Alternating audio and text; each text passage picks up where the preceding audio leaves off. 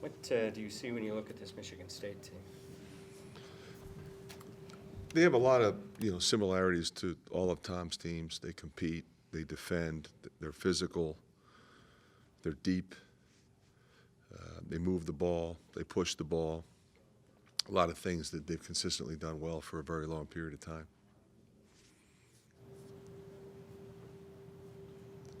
Big night tomorrow, obviously with jersey retirements and all those things.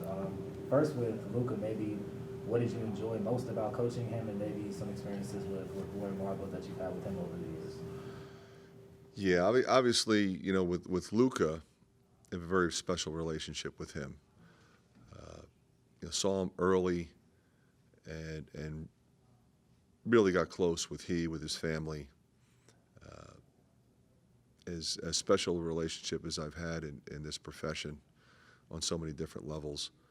And it's always particularly rewarding when you watch someone work as hard as he has and develop into the player that he became, which is the best player in the country. That's really hard to do. But the other thing is, as great a player as he's even a better person, and I'm just proud that, my son Connor and he are best of friends, and we'll, along with Patrick, and they'll be best friends for life. And that's what it's all about. As far as Roy, Dev's one of my favorite players I've ever coached. Very close with him. He was in my first, technically, recruiting class. I didn't sign him, but I had to re-recruit him a couple times. He was a star pretty much from midway point of his freshman year on. But, Roy was one of the first people I reached out to when I got to town. And he was a good friend of mine and a big-time supporter of me when I got here. And we remained very close right up until the time he passed. He was great with Dev. He was great, with my boys who were younger at the time. He was a basketball person. He was everywhere in the community when it came to basketball, and he would pull my guys aside, Connor and Patrick, and talk to them about the game and things like that. So I always appreciated that about him, in a great way about him, and he deserves to be up there in the rafters.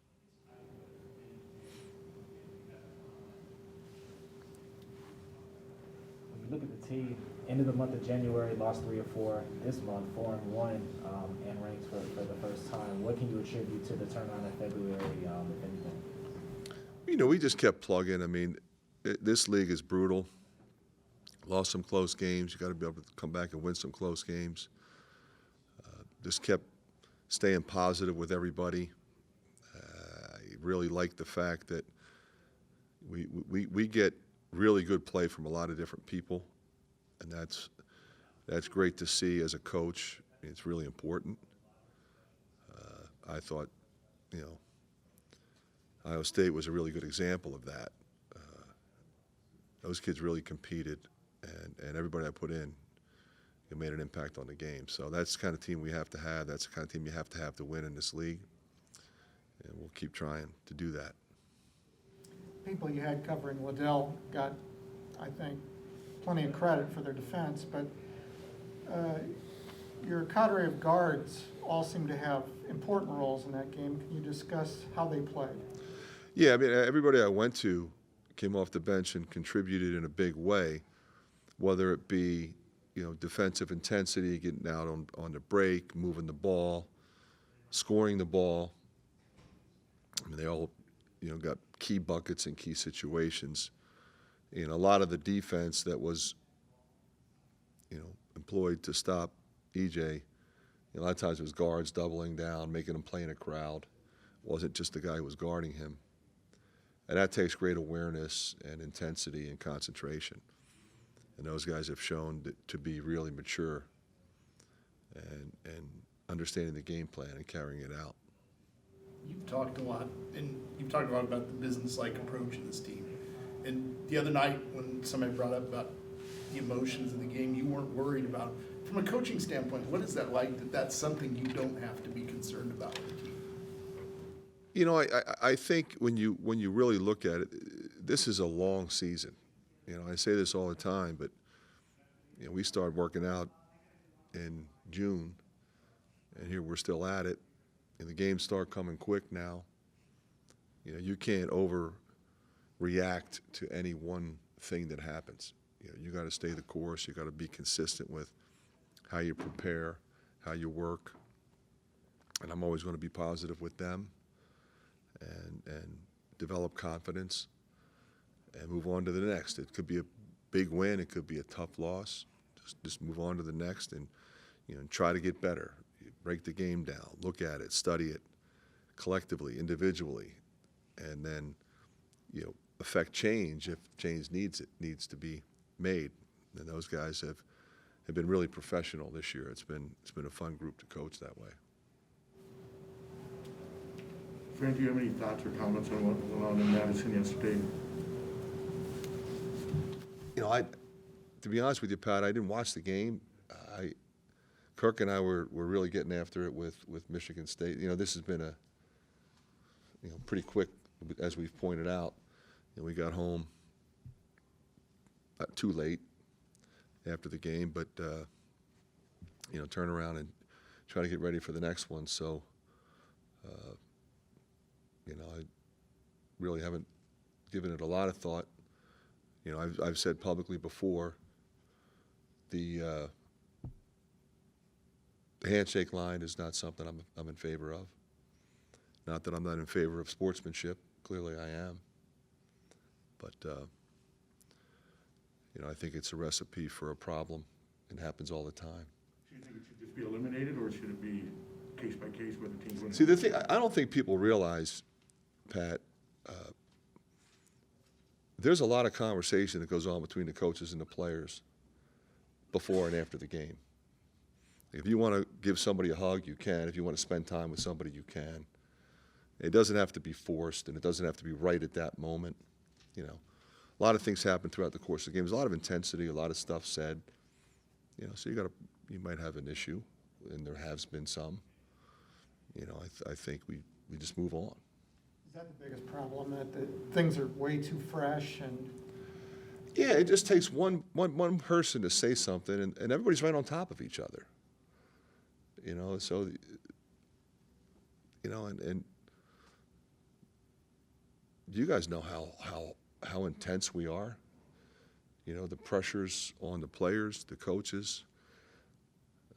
A lot of stuff is said. You know, a lot of stuff was said to our team at Ohio State. You know, not by them, by the fans. You know, you deal with it. You know, I have pulled my team off the floor before. You guys have seen that, and I have been commended, you know, by my administration at 2 different places for doing that.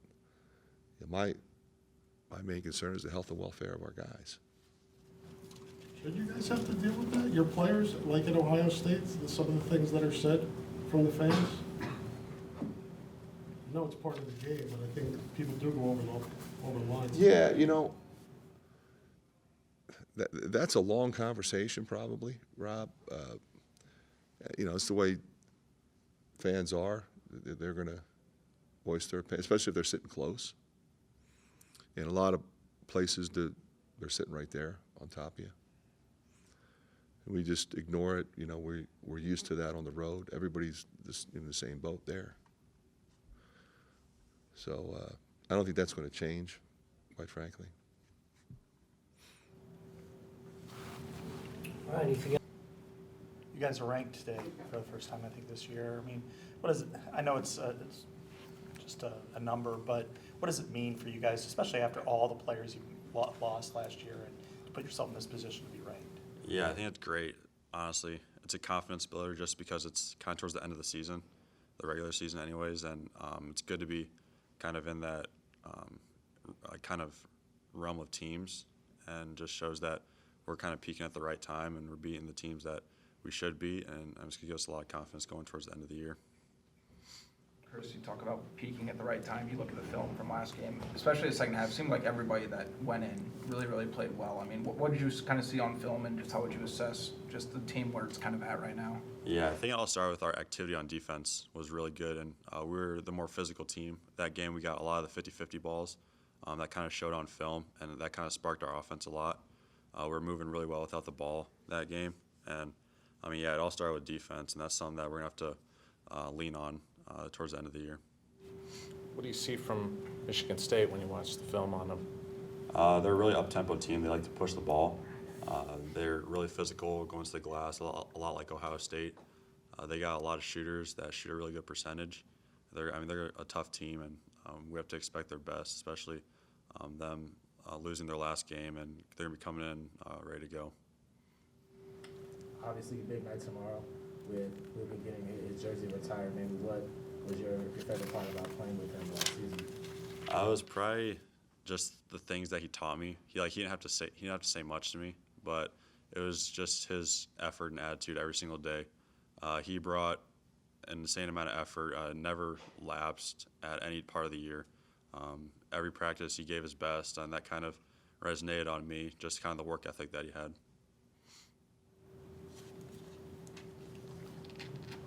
All right, thank you. What's Michigan State got to be concerned about for you guys? I mean, obviously that's a really good team. I mean, they've been ranked in the top 25 the whole year. But I mean, just a team that's not gonna quit. I mean, we're gonna fight to the end. We're gonna play hard every possession. We're gonna play every possession like it's our last. So I just feel like it's gonna be a tough battle. You guys are back in the top 25. What's that mean to you? Yeah, I saw that this morning. I was happy. I mean, it's always good to be in the top 25. I mean, we knew we was always one of the better teams in the country. You know what I mean? And it's finally starting to, click now. We're starting to put things together, and it just feels good to see our name and 25 next to it. What do you feel like are some of the things that you guys are doing better now than maybe you weren't earlier in the season? Believing in each other, to be honest. I mean, we're a sincere group. I mean, we care about each other, but I just feel like, we all believe in each other. We know what we're all capable of, and, we're just putting all our minds to one thing. It's to win, and so I feel like, that's becoming a big part of, our success. How much better do you think you guys are defensively now compared to like when the season started? I mean, just looking at ourselves in the mirror saying, we're going to get some stops, We're going to be the tougher team. In the beginning, we all said it, we're a better defensive team, but we didn't really show it. But now, I just feel like everybody's taking pride, in guarding their own yard and helping each other out. So I think it was the Rutgers game where you said that they did a good job of getting you off of your spots, playing physical. Michigan State's obviously a physical team, good defensive team on the perimeter.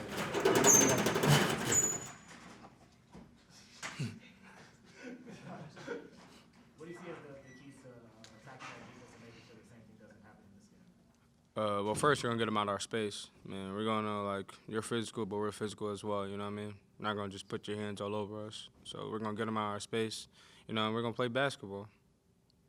It's rare that you get to see one of your teammates get his number retired, but I guess what did Luka sort of mean for your career and just the teams that you were on with him? Man, he's an inspiration. Just to see what he had to go through to get here.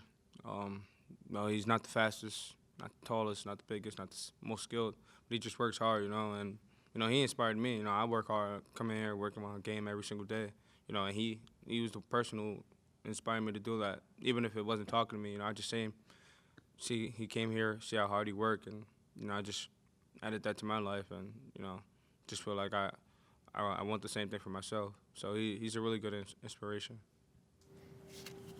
How big was Saturday for you guys, just as a team, just to kind of get that signature kind of win? Yeah, it was huge. We were all locked in. We wanted the Michigan game, and we let that slip out. We fought to the end, and we just didn't execute down the stretch. And to get this win against Ohio State, giving their first loss at home, that just says a lot about our team. We're ready to go. We're ready to go to war with anybody. Joe, I don't think we've spoken to you since the lineup change, but it seems like every game you've been very engaged with making big impacts. Coach McCaffery's been very complimentary of you. What type of approach have you taken to the lineup change to still make an impact and be engaged? I just believe in myself, to be honest. I talk to my family every day. They believe in me, and that's all I need, to be honest. I believe in myself. My family believe in me, and I know God believes in me too. So It's the only thing I really need. And, you know, I just go out there, just try to make an impact every time I step on the floor. Anything else? Thanks, Joe. Thank you, Joe. Latest opportunity to celebrate our history and tradition, but before I do, as I walked in and saw our latest Hall of Fame inductee, Steve Rowe, congratulations for that. I think I read 42 years and counting. Just great work, great passion for the Hawkeyes and for the business, and so congratulations to Steve again for that honor. Excited about this past weekend, speaking of the two sports that were hanging banners. Big road wins over ranked teams, and then the men cracking the top 25, and the women, I think, are at 21st. So lots of great stuff. On a more somber note, again, eventually I'll get to our new tradition and celebration of the numbers and the jerseys. Henry Tippie passed away, and you know, I think most of you know, or you all know, that my position bears his name through an endowment, but beyond that, I've watched him walk the halls of the College of Business and watched the students of the College of Business, and he loves students. He loves celebrating them, and he's like a rock star when he walks into that College of Business. They can't wait to meet Mr. Tippie, and I really do consider him a friend. So I lost a friend in addition to an incredible supporter. He and his wife Patricia have become friends with my wife Connie and I. So just thoughts and prayers to Patricia and the family. So to talk about celebrating on Tuesday night, our history and tradition. A few years back, we created the Ring of Honor, and we wanted to display history and tradition in football in Kinnick Stadium. We've had retired jerseys and retired numbers. There was some inconsistencies in the years past, but I'm just really excited to celebrate Luka Garza coming back and retiring his number. And then three names that have been talked about a lot since I arrived in terms of retiring their jerseys. Chuck Darling, Roy Marble, and Murray Ware, and having family representation of all of them. You know, having Luka and Frank come back, all four of Roy Marble's kids are going to be back, and then members of the other families. So really excited. And if you haven't been in Carver to see the banners hanging, really excited about that look. We had a group, letter winners, as well as Steve and his staff.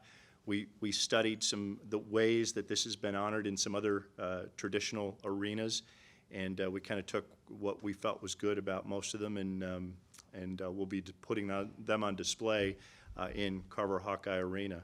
And then just a reminder, we have the Hall of Fame, and so that's a rare group of former players that get honored there. And then to get to this point of retiring a jersey or a number is extra special. And to have, I mean, really, if you think about it, having Megan, you know, have her jersey and being the National Player of the Year, and then the next year having Luka earn that same Player of the Year is pretty spectacular. So really excited about tomorrow night. How challenging is it when you have what happened in the 50s, when you have the whole team get their jersey numbers retired, and then you're trying to honor, there are people before them who were All-Americans, and then great players since then, and others have been, how hard is it just kind of to comb it all down and try to figure out what goes where? Great question, and that's really, we hadn't retired a number or a jersey for many, many years, and what brought it back for me, because I had been getting having conversations with the Weir family or the Darling family or the Marble family, and what brought it back for me was when Megan Gustafson was unanimous consensus All-American and won National Player of the Year. There was no doubt but that her number was going to be retired by our criteria. And then for the next, so we did it. You know, we did it right away. And then for the next year, for Luka Garza to get that same honor, still to this day, think about that, to have the National Player of the Year back-to-back at Iowa, men's and women's, it's pretty extraordinary. So that's when I asked the committee to come together and just say, let's figure out a way. Yes, there's been some inconsistencies about who got in and whose number was or wasn't, whose jersey. Let's come together, let's come up with the criteria, let's reevaluate them. Let's, you know, kind of comb our history and tradition and make sure we don't miss anybody that we think should be up there. and then let's go for it and hang the banner. So even if there are some inconsistencies, the fact of the matter is, these are our greats, and they're going to be hanging from our rafters. When you look at with Roy, that situation, and I'm sure that stuck with you, because he's an all-time great. He was dying of cancer at the time when you honored him. Do you feel like this is an appropriate way to honor somebody's legacy like that several years later? And then what's going forward? Do you anticipate honoring other people with a jersey where it's not taking the number out of circulation? Yeah, the goal, we have established criteria, and as I mentioned, there's some inconsistencies, and those inconsistencies are the reason that Chuck Darling and Roy Marble and Murray Ware weren't in there, because they didn't actually meet the criteria. At the end of the day, both Murray and Ware were consensus All-Americans, but not two-time. And Roy Marble was our all-time leading scorer for 40 years, but he wasn't a consensus All-American. So again, we decided to scour and make sure we weren't missing someone else, and those are the three that still made it through this committee.